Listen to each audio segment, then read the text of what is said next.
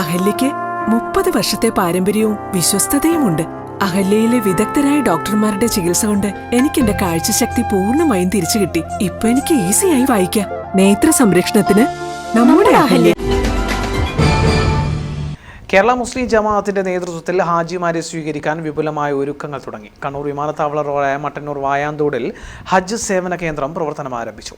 വിമാനത്താവള റോഡിൽ പ്രത്യേക സൗകര്യമാണ് ഒരുക്കിയിട്ടുള്ളത്. ഹാജിമാർക്ക് വിശ്രമ കേന്ദ്രം, സ്നാക്സ് ആൻഡ് ടീ കോർണർ, മുഴുവൻ സമയം വാളണ്ടിയർ സേവനം എന്നിവയാണ് ജനസേവന കേന്ദ്രത്തിൽ ഒരുക്കിയിട്ടുള്ളത്.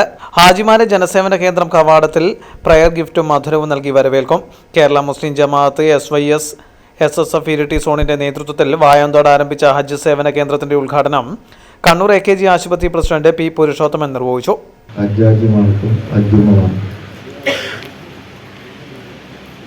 ആവശ്യമായിട്ടുള്ള എല്ലാ സഹായങ്ങളും സൗകര്യങ്ങളും ഒരുക്കി കൊടുക്കുന്ന ഒരു സേവന കേന്ദ്രത്തിന്റെ തുടക്കമാണ് ഇന്ന് ഇവിടെ നടക്കുന്നത്. ഒരു വിശ്വാസിയെ സംബന്ധിച്ചിടത്തോളം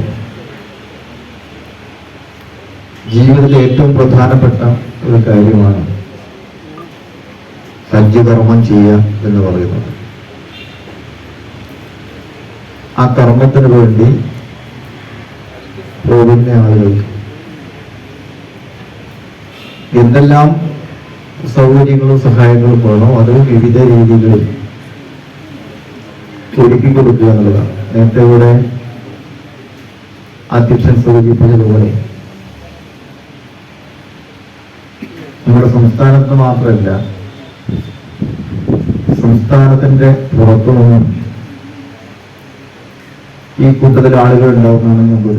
അഷ്റഫ് സഖാഫി അധ്യക്ഷനായിരുന്നു. നിസാർ അതിരകം ആമുഖ പ്രഭാഷണവും ഹനീഫ് പാനൂർ പ്രഭാഷണവും നടത്തി. മണിയമ്പള്ളി ആബൂട്ടി ഹാജി, ഷാഫി ഹാജി, അബ്ദുസലാം സഖാഫി, മുഹമ്മദ് അലി മുസ്ലിയാർ, മുഹമ്മദ് മിസ്ബാഹി, MC കുഞ്ഞാമത്, EP ഷംസുദ്ദീൻ തുടങ്ങിയവർ സംസാരിച്ചു. കണ്ണൂർ വിമാനത്താവളത്തിൽ നിന്നും ജൂൺ 1 മുതലാണ് സർവീസ് ആരംഭിക്കുക. ജൂൺ 1 പുലർച്ചെ 5:55 ജിദ്ദയിലേക്ക് ആദ്യ വിമാനം പറക്കുക.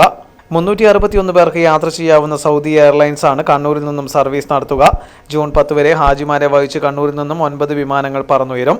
3261 പേരാണ് കണ്ണൂർ വിമാനത്താവളം വഴി ഹജ്ജിന് പോകുന്നത്.